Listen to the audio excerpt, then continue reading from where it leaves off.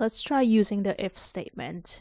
Here we're going to use purchase orders database again.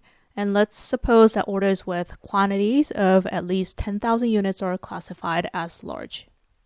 Now I'm going to create a new column titled order size.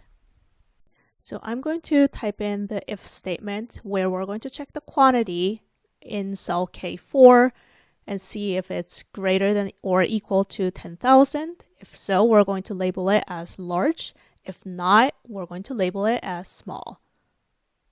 And you can see that in the case of row 4, our quantity is indeed greater than 10,000, so our order size has been labeled as. Again, by double-clicking the lower right corner, you can copy the formula down the rest of the column. Now let's make this logic a little more realistic. Let's suppose that large orders are especially important when their total cost is also high.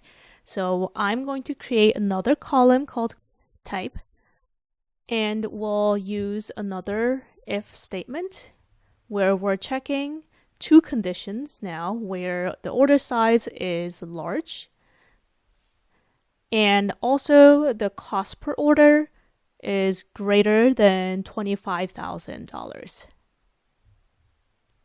And if it satisfies our condition, we'll label it as critical. If not, we'll leave it as blank. Here you can see that row 4 is labeled critical because the order size is large because quantity is greater than 10,000 and cost per order is greater than 25,000 as well. Again, you can apply the same formula to all of the rows in the column.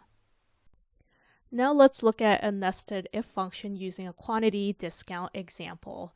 For simplicity, I'm just going to stick with the same database here. And let's suppose that the new pricing rule is that if quantity is 1,000 or less, the unit price is $10. If quantity is between 1,001 and 5,000, the unit price is $9. And if quantity is above 5,000, the unit price is $7.50. So I'm going to use a nested if formula to calculate the total price. I'm going to label this new column total price, and then we're going to start with an if statement. Now, this if statement would first check if the quantity in cell F4 is less than or equal to 1,000. If that's true, it multiplies the quantity by 10.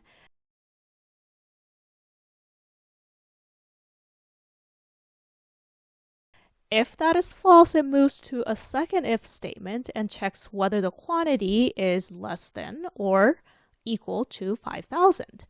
And if that's true, it multiplies quantity by 9.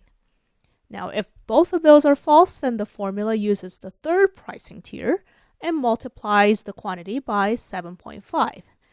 And this shows how nested if statements can handle multi-level decisions. And at the same time, you can probably already see the downside, where as the number of conditions increases, the formula becomes pretty harder to read and harder to maintain.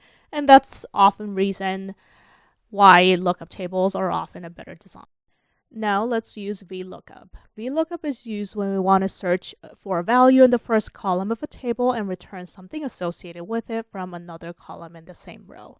So here I'll type in the formula. The first argument is the lookup value, which is going to be customer ID. Let's say we want to look up 10,007. Then the second argument is the table array. So here I'm selecting the entire table. If you want the table to not change, then you can manually add the dollar signs, or you can use the F4 key. Then I'm putting in the column number that I want to find, which is the third column. So I want to figure out the payment method. And then the fourth argument, if you don't put in anything, it defaults to false, which tells Excel that I want an exact match. Then when I press enter, Excel searches the first column of the table for that lookup value and returns the matching result. And in our case, it is the 10th row, which for the payment, it's credit. Now for the same customer ID, if you want information on transaction code instead of payment, which is in the fourth column, then all you need to do is change the column number to 4, which will bring the transaction code for that customer ID. Now we can do the same thing with the index function, where out of the entire table we know that the customer ID that we're interested in, which is 10,007, is in the 7th row, and the item of interest transaction code is in the 4th column. So using the index function, we can also find the same transaction code as before. Now let's try building a very simple query tool in Excel. The goal is to let a user input a month and a product name and then return the corresponding sales value automatically. So here, let's say we're looking for month of April and product E. And we're going to use VLOOKUP here. I'm looking for the month of April, and I'm going to search the entire table for April.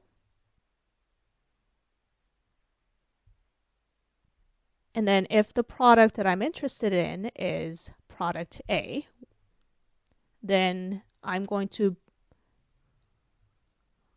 call out the second column, which is referring to the numbers for product A. If not, then I'm going to see if the product that we want is product B.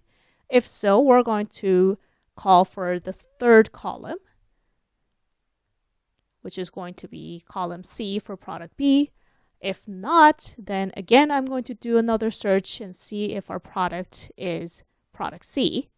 If so, we're going to call for the fourth column, which is column D. If not, again, we're going to see if finally our product of interest is product E. No, product D. If so, then we're going to bring the fifth column. If not, check if the product of interest is product E, and then bring the last sixth column.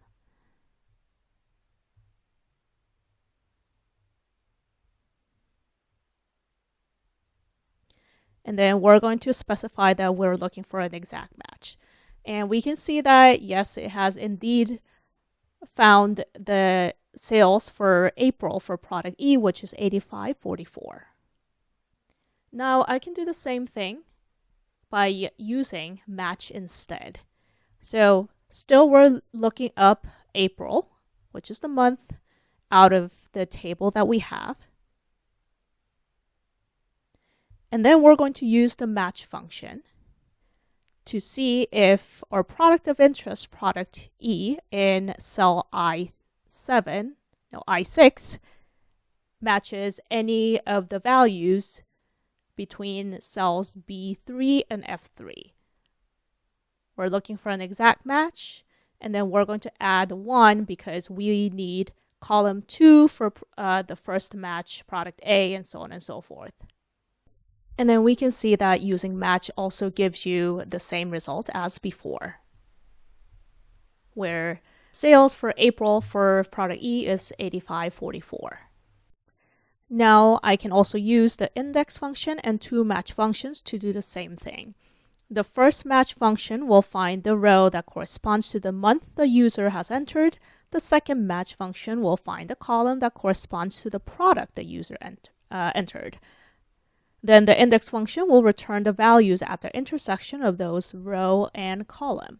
So here we have the index function, and we're looking at the table of interest. And out of this, we first want to match the month, which is April in our example. And we're going to search for that within column A. We're looking for an exact match. And then we're also going to look for the product, which is product E. Then we can see that it gives you the same result, 85.44, which is indeed the sales units for April for product E. Now let's try using index and match functions for a left table lookup, which is more flexible than a VLOOKUP. So we're using the sales transactions database, and let's say we want to find the customer ID associated with a specific transaction code. So the transaction code of our interest is going to go in cell K2. And then we want to find the customer ID associated with that particular transaction code. So let's say we want that result to be in K4. We're going to first use the index formula. So select the customer ID, the list of customer IDs that we want to search from.